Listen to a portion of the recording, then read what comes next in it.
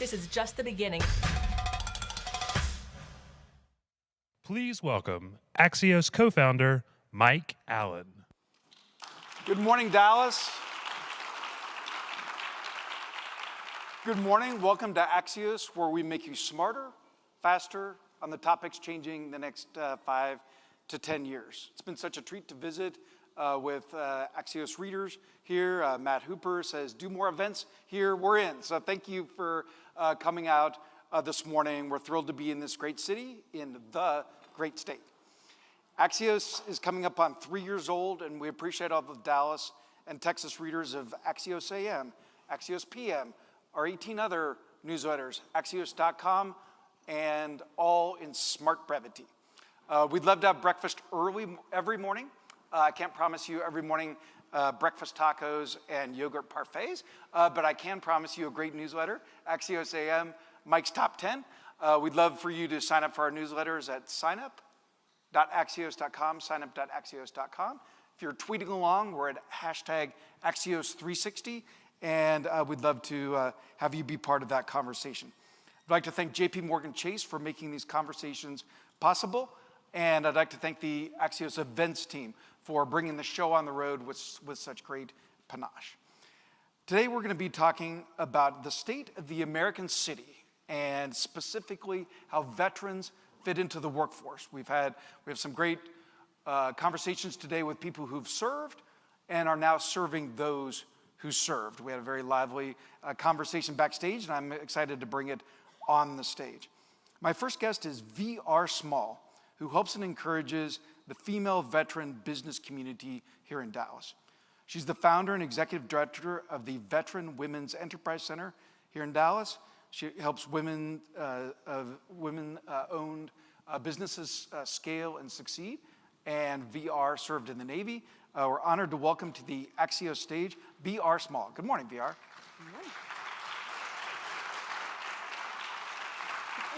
Good morning. Thank you so much for coming. So, VR, before you served in the Navy, you told me you were a military brat. Absolutely. And I guess if you are one, you can say that, right? Yes. How many different places did you live while you were growing up? Well, my stepfather married my mom. I moved to Fort Polk, and then we were in Colorado Springs. We stayed about 4 years in Alaska, and then we returned to Dallas, Texas, which is kind of where I call home. And you said Dallas is friendly. Texas in general, Dallas in particular, you said, are very veteran friendly. Oh, Texas is the best.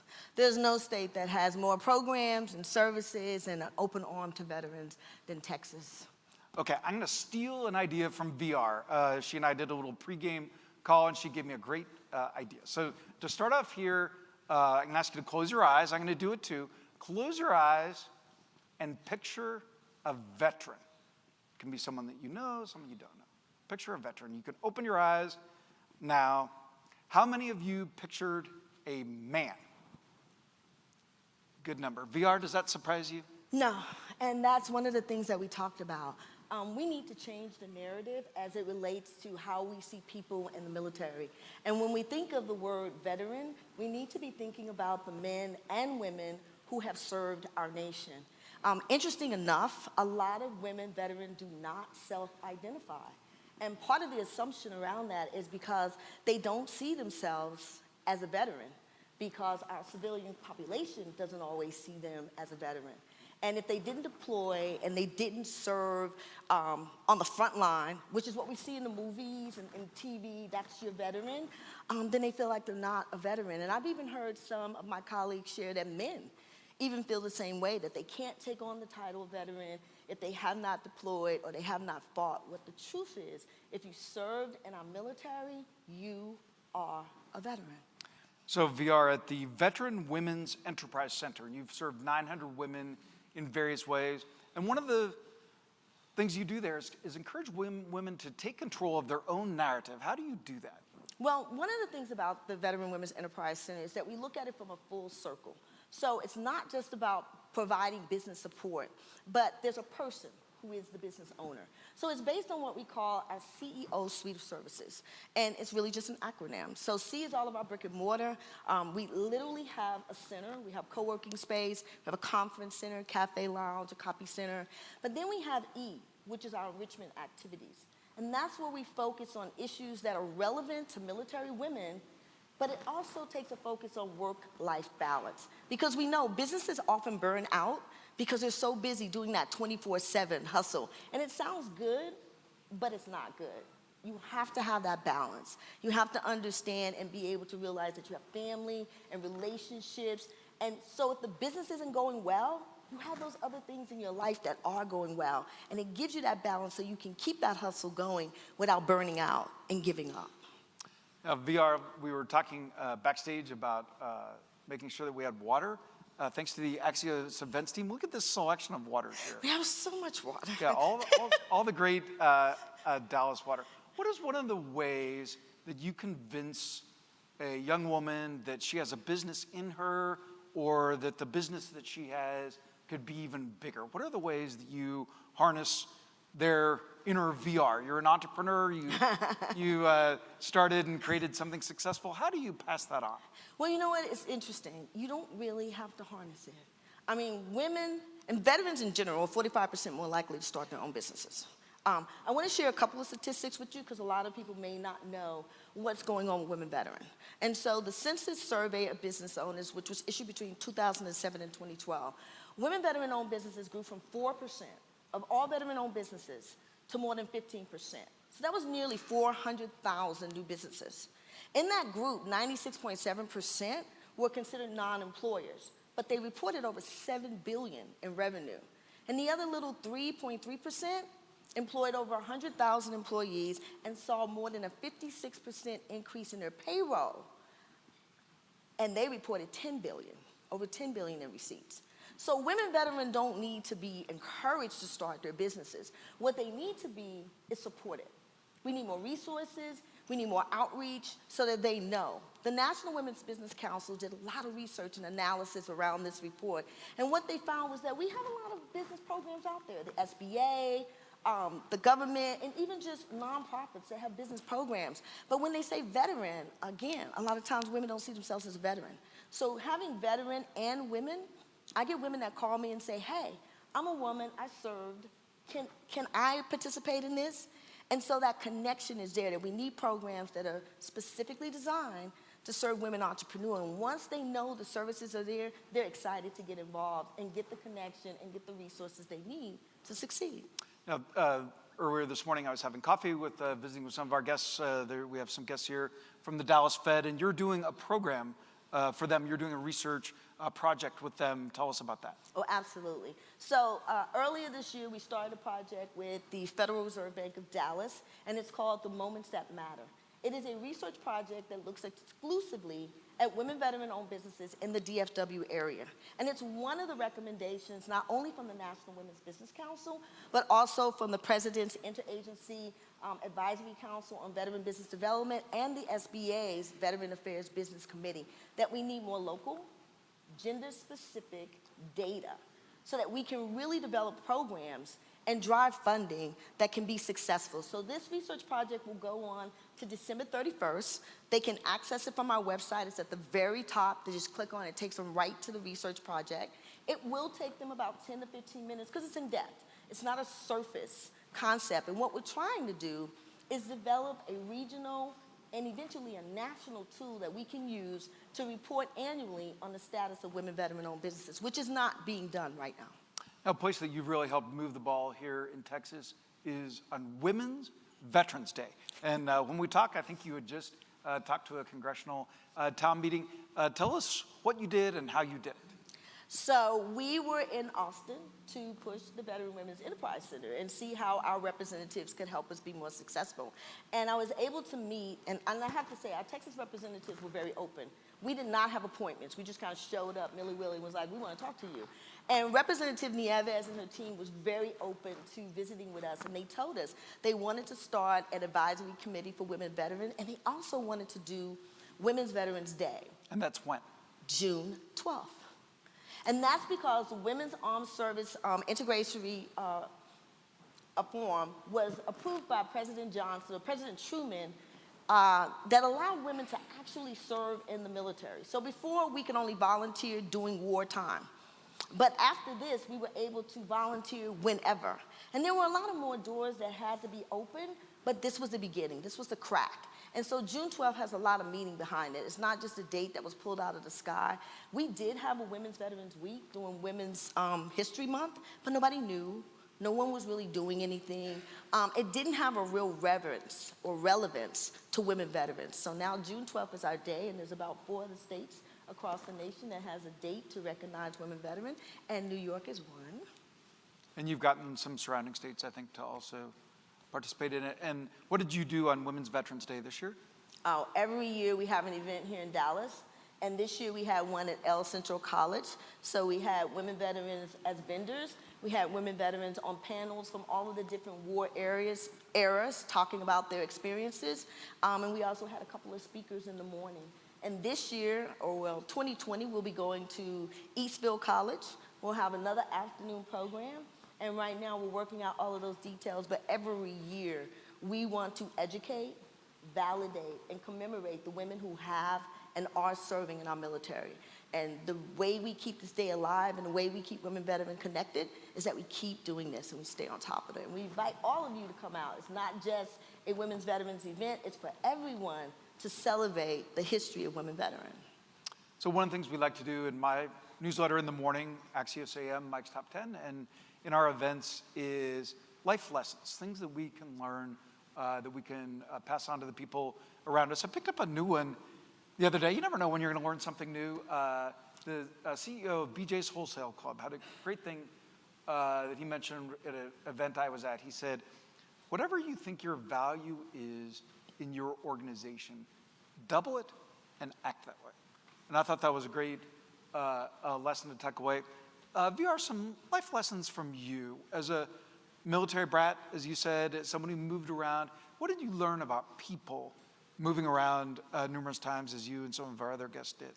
I think what it did was create a sense in me that change is inevitable. So while a lot of people are resistant and oftentimes are not open to change, it's something that's just kind of a part of who I am. And so I've always considered myself kind of a change agent, and I go in trying to change things because that's what I'm used to, change. I've also learned that, and this is very recent, I've always told people, you know, you need to get a seat at the table. You need to get a seat at the table. And recently, I've had the opportunity to get a seat at the table. And what I've learned is that having a seat at the table is really not enough. Because you can be at the table, but if no one's talking to you, if people are not engaging you, if you're not being served, then that seat at the table really doesn't bring you the outcome that you're looking for. And someone else said, and it's not my saying, they said at a women's event, we need to start building our own tables. And in order to do that, I think we have to ditch the cliques. And that's something else I heard, that we're too involved with our circles. We have to get out of our circles and start engaging people across different circles. News you can use. There's a lot of people in this room who would like something in Austin. You went to Austin. They clearly listened to you. VR, what's your secret? I think it's just really, one, being passionate about whatever it is that you're doing. Having a clear plan. Understanding the data that drives it, that you're not just coming up with an idea because you thought it was a good idea, but there's some real data behind it that says this is something that we need to do. You know, Texas has the second largest group of women veteran-owned businesses, nearly 40,000. And through conversations, they say that the predominance is projected to be in Dallas and Houston. So being able to share that with your representatives and let them know why, we're not just doing this because it sounds like a good idea, it's a win-win for all of us. And VR, penultimate question, what did you learn about human nature when you were in the Navy?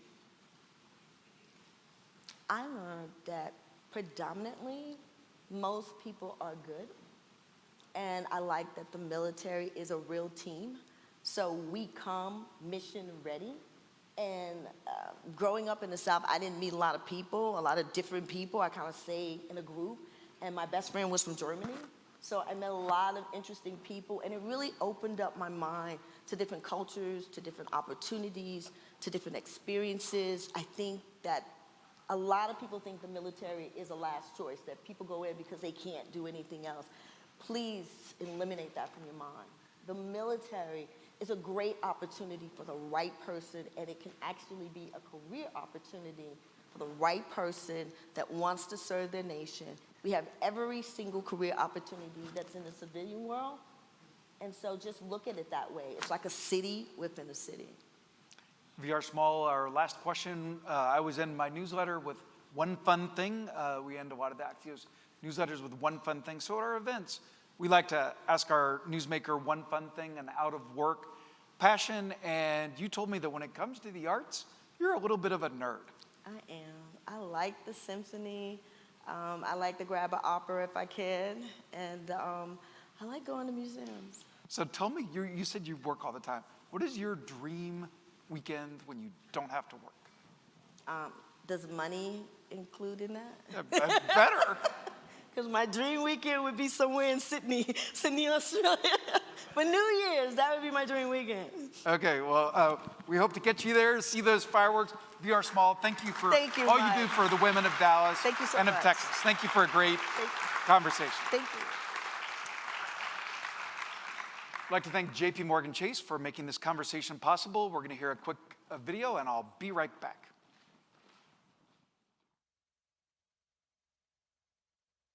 Veterans come in every shape, size, and color, and they bring some amazing talent. I think some of the main challenges our veterans are facing today is just confidence that I can make this transition. Finding ways to serve after leaving the military can be difficult. That's why the people of Dallas-Fort Worth are working together to help the area's 380,000 plus veterans transition to civilian life. It's not just individuals getting involved. Companies like JP Morgan Chase are rolling up their sleeves too. This is Smarter, Faster Cities, exploring ways to create new paths to opportunity.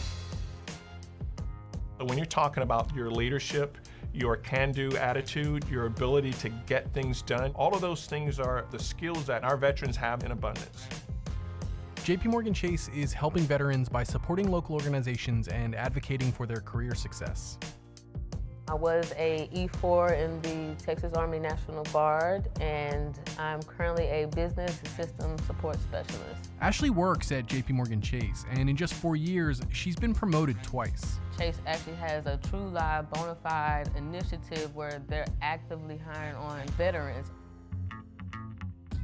Outside of the office, JP Morgan Chase is supporting organizations that give back to the veteran community.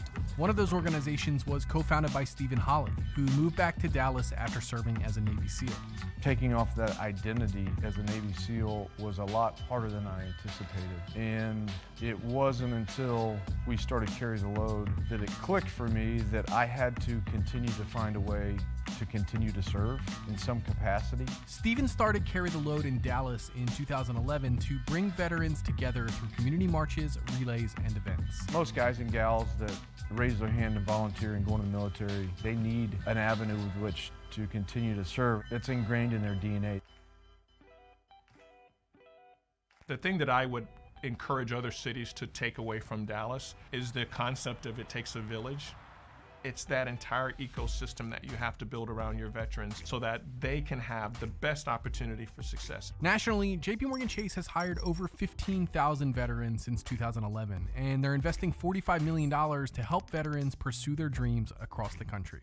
So I feel like it's only right that when someone who's transitioning back to a civilian life, that opportunities are afforded to them.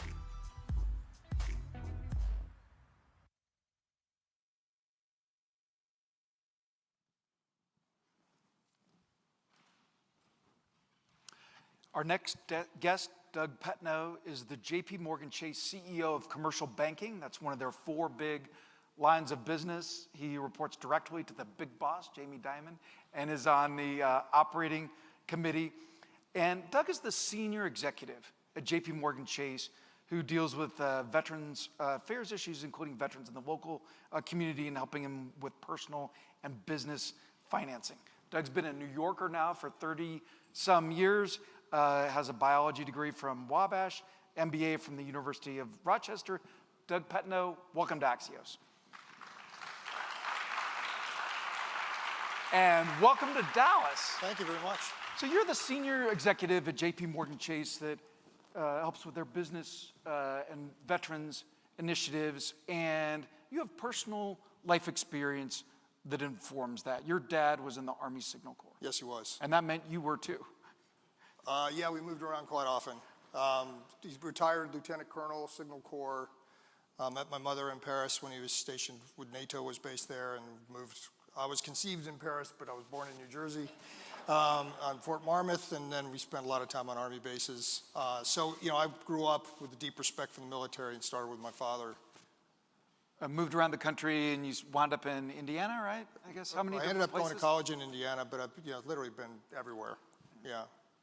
So, Doug, today, JP Morgan Chase is announcing a $1 million veterans effort here in Dallas that includes skills, mental health, small business efforts. Let's talk specifically about Dallas for a second and JP Morgan Chase's commitment here. I mean, just look at the room today. It's, when we think about where we're going to put money and place our bets and really try to make a difference in the community, you need a lot of different ingredients to make that work. And I think Texas and Dallas in particular embodies that and contains all the ingredients, the oxygen of economic expansion. And it's civic leaders who care, it's communities that lift everybody up, work together. And then Texas and Dallas in particular is just tremendous economy. They're literally doing everything right. And I'll tell you, I travel all over the United States, the state, the city, it's government, infrastructure, schools, civic attitude, and all the key ingredients for combustion and the economy. And so that is, and you get to keep more of what you earn. Don't take that for granted, all of you here in Dallas. And so if you're looking to put veterans to work, why not try in a place where you have everything working in your favor? And Dallas, I think, really embodies that. And Doug, taking your role as a member of the JP Morgan Chase Operating Committee, I liked your phrase, the oxygen of expansion. You even got a little combustion in there later. I saw what you were doing there. What are the ingredients of the oxygen of expansion? Look, I think I touched on a lot of it. You need a pro-business environment. You need a pro-business regulatory framework. You need individuals that are risk takers. You need capital to fuel ideas. You need communities that care. And we always talk about at JP Morgan, sort of can't just focus on the shareholder. You have to focus on your customers. You have to focus on your employees. You have to focus on your communities. And you have to focus on your shareholder. And if you fail in any one of the four, it's not going to work out for you. I mean, the best companies, the best organizations, the best communities care about all of their constituents. And it sounds kind of trite, but it's really something we work hard at. Doug, our guests here would love to hear some of your personal experiences with locating, hiring, retraining, developing veterans talent. What's that been like in the wild? I mean, every case is different. You're going to meet Clint Bruce later on. I mean, he's somebody who would need a lot of help. U.S. Navy SEAL. There are a lot of veterans that join JP Morgan Chase that just thrive automatically and make the transition pretty easily. Others, it's just like any of us. If you change jobs, change careers, it's stressful. It's challenging, it's disrupting, it's, you're out of your comfort zone in many ways. So for veterans, just imagine it's even more so the case. And you're coming from a framework, an operating framework, the leadership environment's different, the rules and regulations are different, what you're responsible for is different, the way they give you benefits is different. So there's a lot to be aware of. You just need to consider all of that when you have veterans on your team. And just being mindful of that, I think, will be able to more effectively manage them, more effectively create an environment where they can develop, thrive, and advance. And I mean, again, I think it really comes down to the individual, and every situation's different. And you said some veterans come in, naturally thrive. What's a case study or a success story where it didn't automatically happen, that it took some effort by the individual, nurturing by the manager, the leaders, like to pull that off? Yeah, look, it's very commonly the case. In the military, sort of the very, very clear rank system where, if you do certain things, it's very visible. There's a lot of transparency on what you need to do to get promoted in advance. I can tell you at JP Morgan, sometimes you stay at the same level for 20 years. It's not as tangible. You can't sort of get your arms around, I need to do these 15 things that I'll be a vice president or a managing director. So we've had to really adjust as we've thought about our title system for veterans to say, look, and just explain a lot of its communication. This is different. You can be a flat out success, but stay at the same title within an organization, and you can be a flat out success without managing a big team. Again, two different things that were one way in the military, another way in corporate America. That's super interesting. And what are some of the ways that you've adjusted? So we changed title systems. A lot of it's just education and mentorship, creating mentorship programs for our veterans so they have a safe person they can sort of grab onto, ask tough questions, share sort of their concerns, maybe let their guard down a little bit. Once you sort of know what's on their mind and what's, you know, what they're struggling with, it's usually easy to sort of figure out a way to iron it all out. But you have to be nimble, you have to be dynamic, you have to change along with the environment, and you know, we work hard to do that. But every situation, I have to underscore that, is different. Now you have a three-part military and veterans affairs strategy, and it starts with employment, with driving demand. Yeah, I mean, look, there's a selfish motive to this. We want to be the employer of choice for veterans because they're outstanding executives, outstanding employees. I mean, they come with a sense of loyalty, passion, commitment. Grit is something we put a premium on. And Grit? Grit. How does that translate into banking? Just having the tenacity to endure and to sort of manage the volatility and the circumstances around you. It's just something we have to deal with a lot, and it's not the same as the military, but it's common in some ways. So we want to be the employer of choice, and we want to light a fire across corporate America to get other companies to share the same passion. So we started, you just saw it in the video, the Veterans Job Mission. The goal was to hire 100,000. We've hired 500,000. We really think we're on our way to 1 million. We've hired 15,000 since we started the program. But it's not just about numbers. Veterans are unbelievable employees, and they really make a difference. And for us as a company, you really can't afford to have someone on the team. You're trying to play a championship sport. You have to hold your position. It's not a question of like, hey, I need to put a couple veterans on the team. They have to. You want them to thrive, and you want to be successful. So there's a selfish motive. The next sort of thing we want to do is we want to be the bank of choice to veteran-owned businesses. Again, it's somewhat selfish. That's incubating. Yeah. Well, I mean, at any level, but all small businesses face a lot of common challenges. Veterans, opening a business, starting a business is a very common way for someone leaving the military to come into the workforce. It's always been the case that veterans leaving the military have sort of found ways to be entrepreneurial. So we want to be mindful of the unique challenges they might face and sort of do all we can to be the bank of choice for veterans. And the other pillar to our efforts is just workforce development. It ties back to a lot of what we just discussed. There's unique challenges, issues. How do we get our arms around those? How do we work with companies like us to better understand these challenges and create and foster an environment where veterans can be as successful as possible?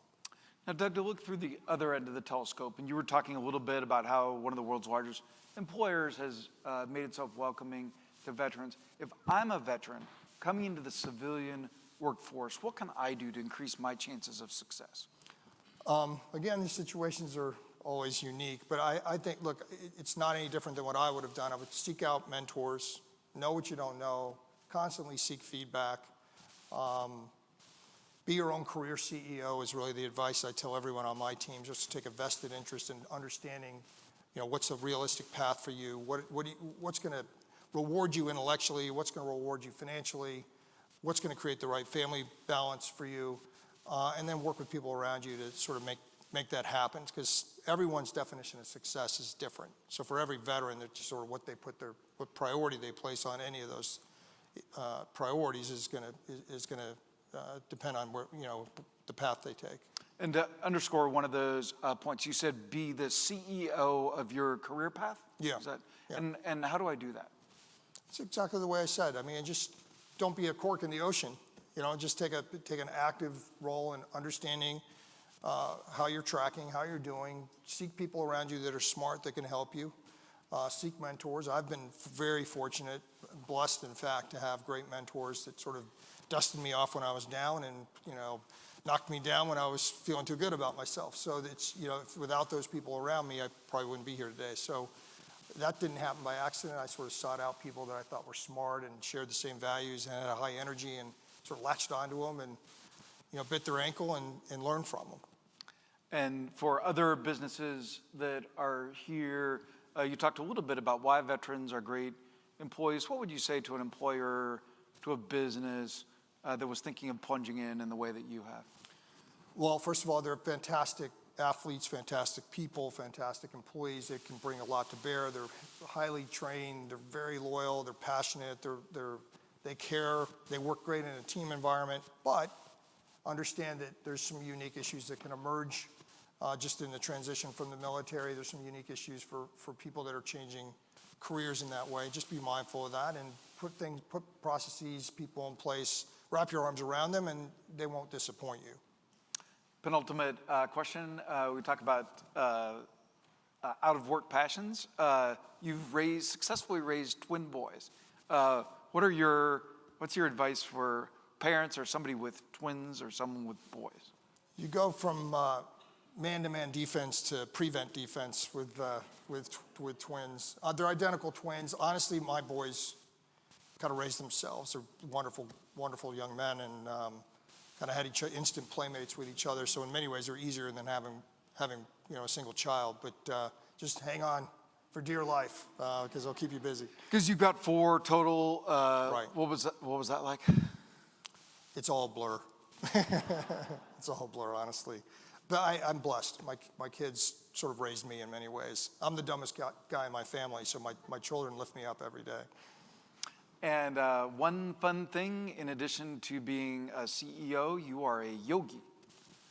Yes, I am. So 30 years on Wall Street, I sort of sought out a way that I can find balance, sort of mind, body, and soul. I think we talk a lot about you have to have wellness to sort of survive and thrive in the world. And if you haven't tried it, try it. I highly recommend it.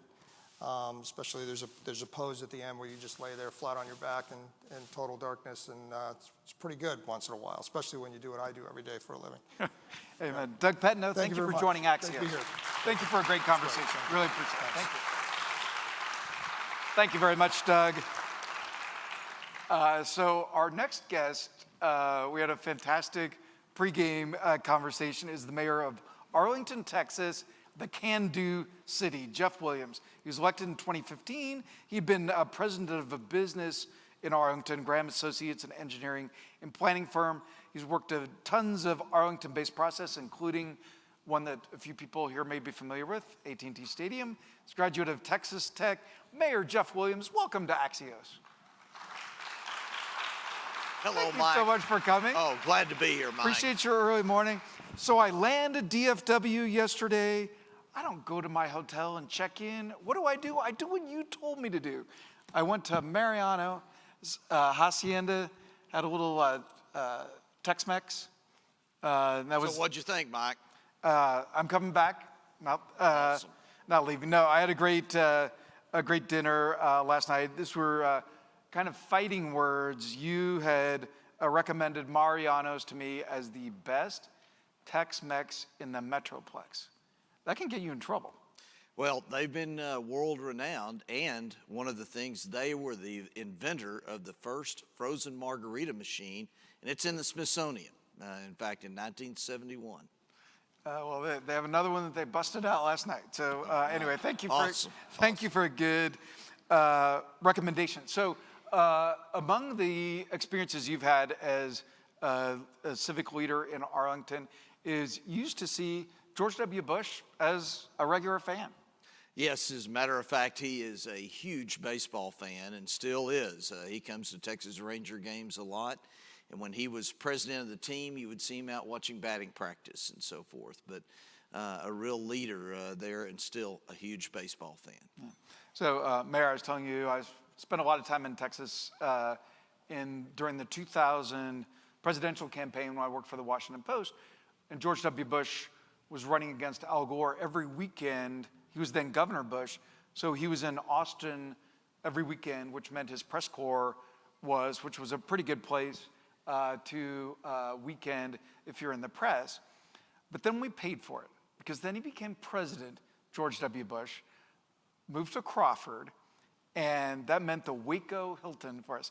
There was a time I'd spent 5 New Year's Eves in a row in Waco, Texas. So I got to love it, loved the people there. I got to boat lots, but I learned a lot about Texas. And a funny thing about George W. Bush, in the morning, if you were one of the reporters in the tight pool, if he was going somewhere, if you wanted to make small talk, if President Bush was grumpy, there was only one safe topic, and that was the Texas Rangers. So if you were a reporter, you better know what had happened to the Rangers the night before.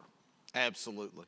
So, Mayor, you have a Medal of Honor museum that you've helped make a reality. Our guests would be interested in that project. Well, we're so excited. There was a national search of where to locate the National Medal of Honor Museum, and we went through an exhaustive process, and at the end, they felt like that the best location was in Arlington, Texas, in the heartland of America, so that everyone could get to it here in the center. And of course, we're so excited about the opportunity. And what's the next step on that, and what is your dream for it? Well, they're working on the design right now. As a matter of fact, they have a design competition with 4 architects that are going on. But what really excites me is the educational component, because their mission is to educate on character, integrity, sacrifice, commitment, utilizing the 3,500 stories from the Medal of Honor recipients.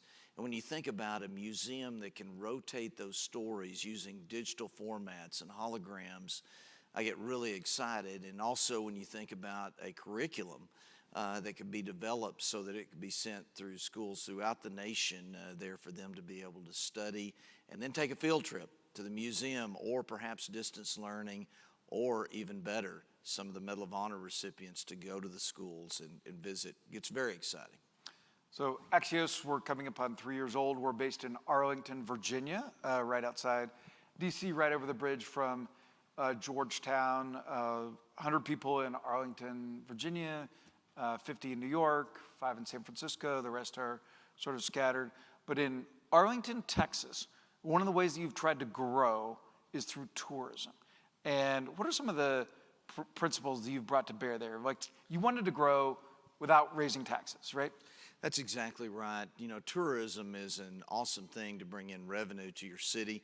It also promotes the quality of life, and it brings in OPM, other people's money. It's an awesome thing. We love it. And so we are home to America's team, the Dallas Cowboys, and the greatest special event center in the country in AT&T Stadium. We're home to the Texas Rangers, Major League Baseball. We also are home to the Dallas Wings, the WNBA women's basketball team.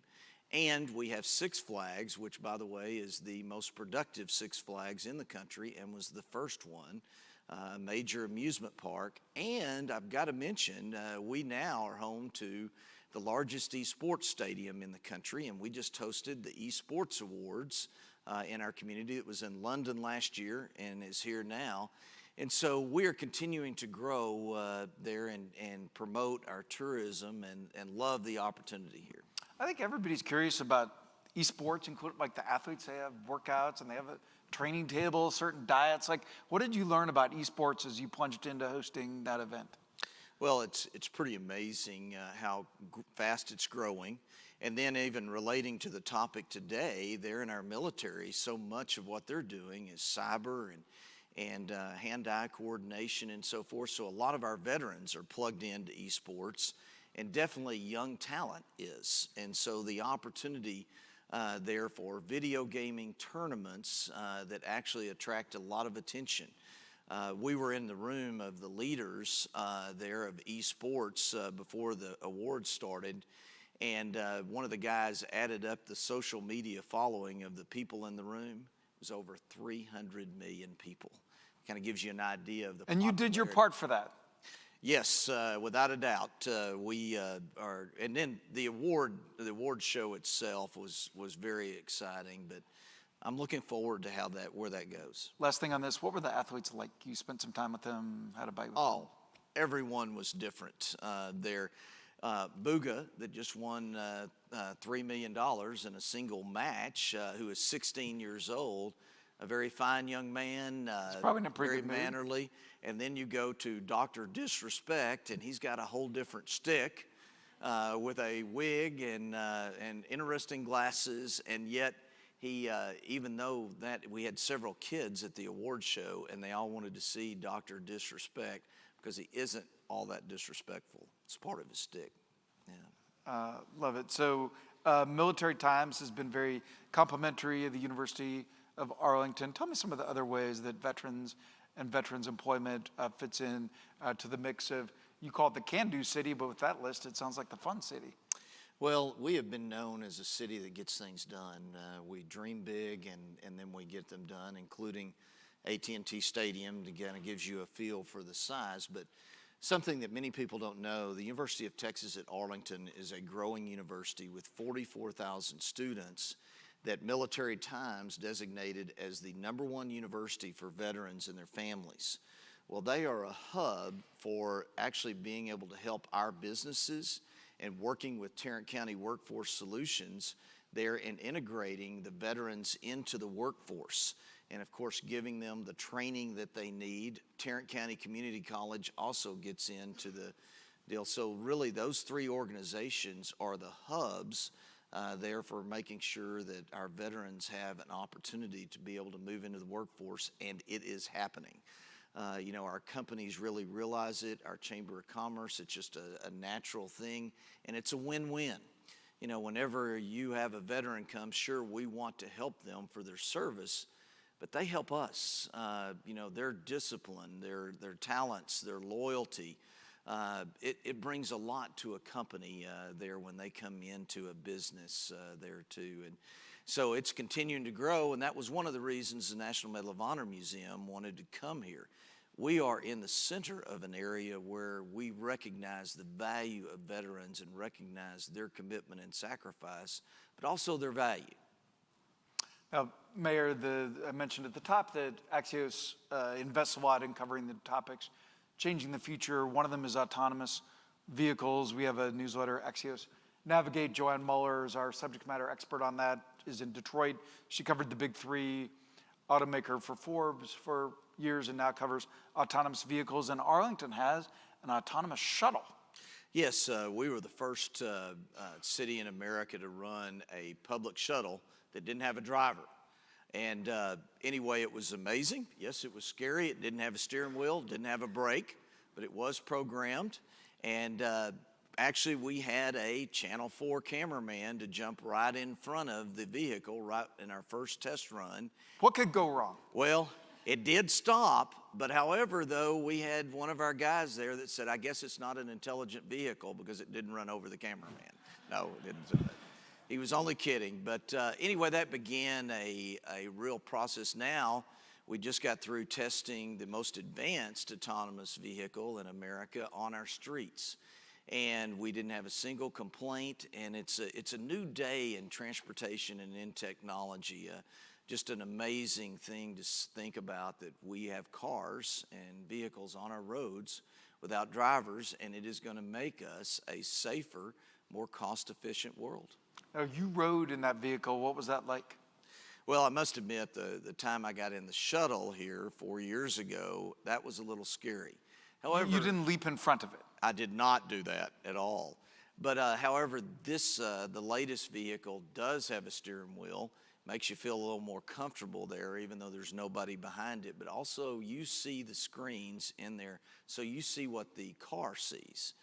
There it is moving. So it's getting used to the technology and starting to trust it. And then probably an interesting thing is that as time moves on, my grandkids are going to say, did you really drive, Granddad? Isn't that dangerous? You know, it's going to be a new day when we think about the fact that our autonomous vehicles will actually be better drivers than we are. And that's a hard thing to think about here in Texas because we love our vehicles. Now, one of your celebrity residents is involved in a foundation that has produced kindness benches. Tell me about a kindness bench and your celebrity resident. Well, it certainly fits in. The Sunder Duckett there with JP Morgan Chase Bank, who is in the top 50 most powerful women in America, actually graduated from Arlington Sam Houston High School. And she comes back and gives back. Well, she had her gala the night before the eSports Awards there in our community. And she announced a program in which she is going to be donating kindness benches to each one of our elementary schools. So wait, what's a kindness bench? That's a great question, Mike. This bench will be located on the playgrounds, and it is going to be a place where kids can come and visit, but if they don't have anybody to play with, they can go sit on that bench. It signifies they want friends and be able to come, but it's also going to be a symbol for kindness there because we are working very hard to put kindness on the minds of each of our citizens. 2 years ago, we started a kindness campaign We have so many people moving into our city from all over the world because of our university. In fact, we have over 100 countries represented there in Arlington by our citizens. And so keeping our culture of hospitality and kindness and extending that hand to each one of both our visitors and citizens that are coming in is so important, but we also want to embrace their culture. And so we are working really hard, and the Sunder Ducat really added a whole nother dimension there of going into our elementary schools and putting that on the minds of each one of our kids. So I'm trying to picture kindness benches on Capitol Hill. Like scatter them around a little bit. I'm picturing a kind of lonely lawmaker waiting for maybe someone to come, maybe a friendly reporter. Well, we're going to be putting a National Medal of Honor monument on the mall. Maybe we can put some kindness benches around it, Mike. We could use them. Now, Arlington's international city. We were kibitzing about food, and you did tell me about Mariano's, which I'm glad you did. But you also threw out some Lebanese. Yes, we have Prince Lebanese Grill that has some of the best chicken shawarma anywhere, and also indicative that that family originally came to University of Texas at Arlington, fell in love with the city and sent for their family, and they are now a fixture there in our city. And then I probably should mention too, we have Texas Live, which is the largest entertainment complex in Texas with 10 restaurants. This is like a Vegas style thing. It is. Yeah. It's got a huge arena in the middle with a 100-foot digital screen, the largest digital screen in any food and beverage place in America. And you've got to see it to understand it there with it, but literally it has been a huge attraction there in our city. So in serving the city and doing small things like bringing AT&T Stadium to fruition, you said you've given up a few things: snow skiing, golf, your Monday night softball. So as we finish, Mr. Mayor, with your one fun thing, what is your out-of-work passion, or what do you do with your Monday nights now? Well, what happens for me now is my wife and I are empty nesters, and so instead of going and playing softball, we generally are out at events and being with people, and then it's pretty exciting in Arlington because we always seem to have visitors and people coming in, and so our hobby now is meeting new people that come into Arlington and trying to be that ambassador there for building our community. And what's the number one thing you learned from Dr. Disrespect? That if you work hard, that anything is possible. He literally worked 14 hours a day in developing his trade in video gaming. It's pretty amazing. So we could not say that they are not athletes. They actually have nutritionists and trainers and so forth there through it. So an amazing sport itself. So it's not the wig? Well, he has that too. That definitely was some talent that he has. Very witty. Mr. Mayor, I will see you at the Margarita Machine. Thank you for a great conversation. Thank you, Mike. Thank you very much, Jeff. Thank Appreciate you. it. Thank you. Thank you very much. Mayor of the Can-Do City, a lot of fun to just talking with the mayor. Our next guest is Clint Bruce, founder of Trident Response Group and Hold Fast. He was born in Arkansas, but there's redemption. He was raised in Texas. And he then went to the Naval Academy, where he's captain of the football team, recruited for D1 football, played in the NFL, left to become a Navy SEAL. You'll never guess what happened next. Well, welcome to the stage, Clint Bruce. Clint, welcome to Axios. Thank you. Thank God Clint brought a little entourage with him that's Yeah. going to try and like bring him out of his shell. Absolutely. A little bit. I'm a wallflower. While we were all drinking coffee, eating breakfast tacos, eating breakfast parfaits, Clint was doing cardio. Yeah, so there's going to be someone in this audience right now that laughs really hard when he says that. If anybody wants to know what a Navy SEAL should look like, Chris Musselman is in the audience right now. We're classmates from the Naval Academy. Chris Musselman, if you can, that's what a Navy SEAL is supposed to look like over there. So don't let me set the image for the brand. That's Chris. That would be Chris. But I just followed Chris' dust cloud during Buzz. I was like, well, I think they're up there. Just run further. But you told me about P90X. Yeah, I watched P90X twice this morning. Watched it? Yeah, hey, elevated heart rate. You know, it's like elevate your resting heart rate for a little while. Yeah, you can't push yourself too hard. Now, you were a football player who was recruited by lots of D1 schools, and you served America. You went to Annapolis. How did you decide, and how did that change your life? Well, so two things really in that. One, I always loved the Army-Navy game. The Army-Navy game has always been very special to me, very special to my family. I was interviewed one time before the Army-Navy game, and I think it was ESPN or CBS, and they're like, what do you think the greatest rivalry in all of sports is? And I asked them what they thought, and they threw out the pretty traditional games, you know, Michigan, Ohio, Iron Bowl. And I said, listen, I love these games. Like, I love rivalry games, but Army-Navy stands apart. And there's kind of this pause. And they said, why do you say that? And I said, well, you show me another game where everybody playing is willing to die for everybody watching, and I'll tell you that we have company. And I wanted to be a part of that. And growing up here in Garland, my father fell ill my senior year and passed away. And I remember I was sitting with him in the hospital one time, and he said, son, leaders talk about what they don't want to talk about. They say what they don't want to say. They hear what they don't want to hear, and they do what they don't want to do. And that's what makes them leaders. And he said, you have to make a 40-year decision, not a 4-year decision. And so when I looked at my family. Wait, I want to put a pin in that, as the business guys say. Talk about what they don't want to talk about. Do what they don't want to do. Say what they don't want to say, and hear what they don't want to hear.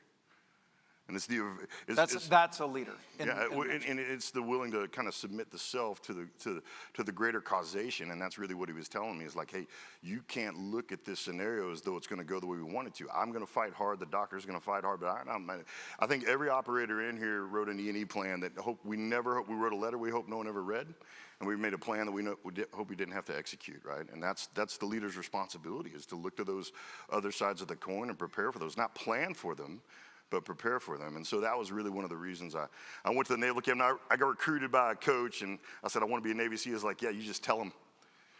That's not true. That is inaccurate. You don't just say, I want to be a Navy SEAL. Yeah, here's your trident. That is not how it works. It's very hard. A lot of running. But I figured out pretty early, all you have to do as a big guy, the secret to running is lean forward until you're about to fall over, then don't. For however far you got to go. It's gravity-assisted accomplishment. So you mentioned BUDS in passing, and I know a number of our guests are quite familiar with the BUDS development program in San Diego, right? Yes, Coronado. But tell us, you survived it, you thrived. Tell us what you learned about yourself. Tell us what you learned about America, human nature in that program. You know, it's interesting. I get asked that question all the time, and my answer is maybe different than what most people think. I didn't really learn much in BUDS. I didn't learn much in the SEAL teams. What I learned in BUDS and I learned in the SEAL teams is everybody who loved me before I got there was right. For me, BUDS and the SEAL teams was a proving ground. It was an opportunity to apply those absolutes that coaches and parents and men that kind of became father-like for me after my father passed away. For me, what BUDS and SEAL training, it really, in the SEAL experience revealed is what was true and what wasn't, right? And so for me, it was much more of a proving ground than it was a learning space, right? Now, obviously I learned techniques and tactics and some of the tools of the trade, but at the macro exportable things that apply everywhere, what I learned in SEAL training and in the SEAL experience was everybody who loved me, who was telling me truth, I learned what was true.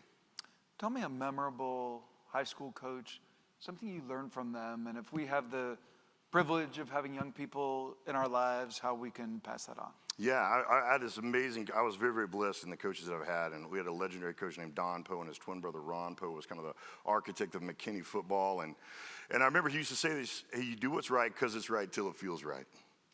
And it was just, you know. Do what's right because it's right. Until it feels right. And Galatians 6:9 says, do not grow weary doing what's right, and a time you reap a harvest and a benefit. And so for me, it was just like, hey, learn what's right from the right people, and then just do that even if it doesn't make sense until it makes sense, and then it will prove itself, right? It'll prove itself to you. And you said that in SEAL training, you kind of proved your coaches right. Yeah. Like, what was it your coaches had told you that maybe you didn't even believe about yourself? And you eventually found out they were right. You know, I was very fortunate in that I came out of a highly competitive Division I athletic program where I'd had these iterations of coaches saying, hey, you can, and then me proving it to myself and teammates that believe in me. So for me, it was really, and really, I have this real simple philosophy of kind of chase, pace, and pull. No pun intended. But chase is like, pick someone who's doing what you say you want to do at a thin slice level, not at the whole because you're a different person. But if someone's leading their family the way you want to lead their family, or leading their company the way you want to lead their company, or doing doing a sport or leading their element the way they just chase them. And I remember, Chris was a guy that I chased when I was going through buds, because he was a couple classes ahead of me. I was like, hey, I'm going to try to do whatever I can to him. I can't do all that he can do, but there's things that he can do that I can do. So I'm just going to chase him, right? And there's other guys that I chased. And then on the football field, it's just chasing these things. And so for me, Doug Petna, who was up here, that's a man I've been chasing for almost 10 years now. Obviously not from an industry perspective, but when you lead a company of this size and you have 4 amazing children, all of which have a heart for service. Emily, his daughter, was a sailor at Dartmouth, and now she teaches at an inner city school in Boston. And Owen and Ethan, who are Adam and Ethan are the twins, and their heart for service. So for me, it's been very simple. Just, hey, chase, and then you got to keep pace. Find people who mean what they say as much as you mean what you say, and then just go. And then pull. You have to pull someone behind you. I've always felt like all great leaders want to get forgotten. You want to create someone that's going to eclipse you. And I think God is merciful, because most of the time when you do that, you kind of just become unforgettable. Like John Wooden was trying to get forgotten for the last 50 years of his life, but Kareem Abdul-Jabbar wouldn't let anybody forget him, right? And you look at Roger Staubach's been trying to get forgotten for 30 years, but the stage just won't let him get forgotten. And I think it speaks to the power of humility and selflessness and all these other things. And I think that one of the things that's probably been the most rewarding for me as I transitioned out of the military is I think sometimes when you're transitioning out of the military, you believe that the military has the market on selfless leadership and servant-based leadership, and it just doesn't. Now, you have to have that to be successful in the military, but I've seen examples of selfless leadership and servant-based leadership in the private sector on a multiple, just because the numbers are bigger. And I think as a veteran, one of the things we got to realize is that, hey, find someone that's worth chasing and just chase them, and find yourself in their orbit. Yeah, that isn't exactly servant leadership, but something that I always talk to interns about. Like I always say, great piece of advice about business and about life. Like whether you're the CEO like Doug or whether you're a first day employee. A piece of advice that can apply to you is to look out for the person beside you and beneath you, right? We naturally kiss up, right? But if you're serving the person beside you, the other intern, person beneath you, like you automatically become very valuable in that organization. Yeah, when you say it's like a weeble wobble. Weebles wobble, but they don't fall down, right? Because the base, that's where your attention is. You're looking at those. And Chris will tell you, anybody in the room that went through selection, SF has its selection process. Everybody has a crucible, right? The secret to making it through Hell Week is very simple. Find the person that's more miserable than you, point at them, and laugh. And in 5 minutes, they're going to laugh at you. And in 5 days, you're done, right? And if you're thinking about Friday, on Monday, you're not going to make it. On Sunday, you think about Sunday night. On Sunday night, you think about Monday morning and the men to your side and the guy that's behind you. And that, I think, that allows you to move forward at a speed that always looking up won't allow you to do, right? So I would affirm that. I'm going to give you credit for the Weebles. Weebles wobble, but they don't fall down. Y'all remember that, right? Y'all remember the Weeble wobbles? Don't act like you don't. No, we're dating ourselves a little bit with the Weebles, but talk through the analogy, though. Everybody here is trying to act real young, like talk through the analogy. Yeah. So the Weeble wobble, it's like those punching bags. You can throw them wherever, and they're going to self-ride. They're a self-riding toy, right? And so it's like the self-riding ship. The Coast Guard has this self-riding ship, and they're like, hey, we can capsize and then we'll flip right up because of the way we've weighted this ship. And they're like, do you want to ride? I'm like, no. There's no part of me that wants to ride in your self-riding ship. I believe you. I can watch it from shore, right? But that attention focus, like you're talking about, is to your left, to your right, and to the people behind you that have agreed to be led by you. There's this self-correcting there that allows you to not lean too far forward and fall over, and it's just this powerful balancing element. Not a lot of people who graduate from the service academies play in the NFL. You were briefly on the Ravens, the Saints. What did you learn in the NFL, and would you say it is rising or waning? Rising or waning? The NFL is on the rise, or it's not? Listen, I think, I love that the mayor was out here earlier, and one thing I told him was, like, you're building this epicenter of championships, and Warriors are attracted to championships. There's just something about where that happens that we want to be around, right? And I would tell you the competitive sports, is always going to be on the rise because it's such a formative leadership laboratory for all of us. I think the NFL has begun to address some of the issues that weighed it down. I think as a guy who works a lot with the NFL and works a lot with NFL players, what I've seen is this culture shift inside a locker room towards professionalism. I mean, if we have any UT grads here, probably, don't say anything. But if I said Texas A&M, someone's going to go whoop, and I'm like, God, it's so annoying. The VMI started y'all, by the way. You know, Brian Rockbo owns a cupcake factory. And this is one of the most physically imposing people on the planet. But he's diversified his interest, and he recognizes that when I have this, I can do this for longer. When I'm playing the game because I want to, not because I have to, I literally prolong my career. So I think there's some maturity and there's some professionalism that's ascending in the league that makes it very exciting. I don't like the war on football. I recognize it's a violent game. I recognize that there's risk associated with it, but I learned so much from the game. And the game was so important for me to refine these lessons that everybody was preaching and see what actually works and what doesn't. You deployed to a lot of sandy places. Mm-hmm. What's a place you deployed, served, that you can tell us about without killing us? You know, I didn't do very much. I'm surrounded by guys that did 10 times as much as I did. I never really talk about missions or anything like that, but this is a pretty privileged audience, so I'll kind of wade into it. And but there was my best friend and I, he's still serving, he's very senior.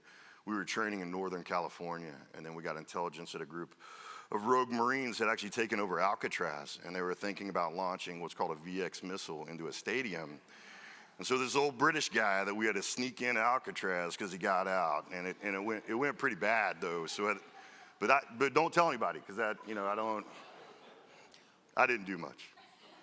What was your job as a SEAL?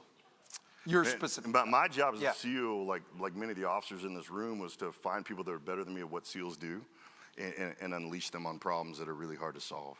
And I think that uniquely positions you to be successful in the private sector, because if you want to do anything that's scalable, what you're going to have to do is you're going to listen to what people ask you to do. I'm not smart enough to come up with a thing that no one knows that they need yet, but I'm smart enough to listen to what people think I can do and then find the person that can actually do it. And I think for me as an officer in the SEAL teams, your job was to get the boys work. And then, so for me, it was very simple. There's the ridge line. There's your left and right limits. Here's your resources. Go, right? And it was, people ask me, like, how do you motivate SEALs? I'm like, you don't motivate SEAls, you aim them. I mean, this is a highly motivated cross-section of society here. So for me, it was very simple. You attract really capable people that are more capable than you are at what people have asked you to do, and you resource them, and then you watch them, and then you celebrate them, and then you do it again on an order higher until you don't think you can do it very well.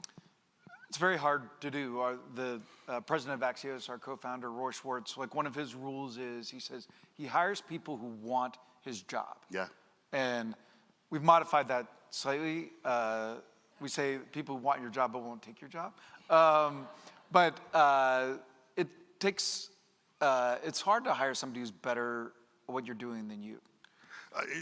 Well, I'm not very gifted, so it's actually quite easy. It's like I could walk outside and like, you know how to type. Come on, let's go, right? And but for me, I think there's an element of humility that has to be in there, and I think that's beaten into us through the service academy experience and any kind of commissioning source. And the great thing about the military is the military beats the you out of you. So now you're useful, right? I mean, when you get you out of your own way, you can matter quite a bit. The less you matter yourself, the more you matter to others. And we live that at a really visceral, really experiential level, right? And so I've never found it hard to find and try to pull in people that are better than me because I know what my role is and I know what their role is. And it's interesting to me when I find people who want to be a CEO. I'm like, well, then you've never been a CEO. You know, I want to be a leader. Well, then you've never, because that weight has a unique burden to it. And I think when people say they want to do my job, the best thing I could ever do is give them an opportunity to do it for a day. And I'm like, oh, okay, you got it, right? Or you got to understand the totality of it. And I think leadership has a heavy burden, but it's worth it. It's worth it. So you have a Trident here on your lapel. Tell me about Trident Response Group. Yeah, so what I love doing, I have a holding company called Dreadnought, and what Dreadnought allows us to do is work for and with the best leaders in America, create amazing careers for veterans and athletes as they transition, and win the war on veteran athlete suicide with the power of daily wins and a good day's work. because the transition is challenging because we understand very clearly what a win and a good day's work looks like in our terrain, and that feedback loop is on minutes and hours, days, and at most weeks. But in the private sector, that return on effort is so prolonged and so delayed that there's a vacuum of self-value and who am I and what am I worth. And so what Tiered U allows us to be trusted advisors on matters of risk to great leaders. Hold Fast allows us to be trusted advisors on leadership and performance. And then Windage allows us to work with human performance coaches that make sure they're using the right training, technology, gear, and people to develop their next best athletes. How does your faith affect your work? I think my faith makes it harder for me, simply because there's things that are there are shortcuts and there are disservice to people you care about that my faith won't allow me to go there. So I'm going to do the harder thing. I'm going to do the harder thing for them. The whole leaders eat last for my faith and I live that out. And there's times where I wonder if absent my faith, if I could be more ruthless and cutthroat and clinical. But I just don't want to. And I think my faith requires me to do more. How does leaders eat last play out in the real world, a practical business, everyday situation?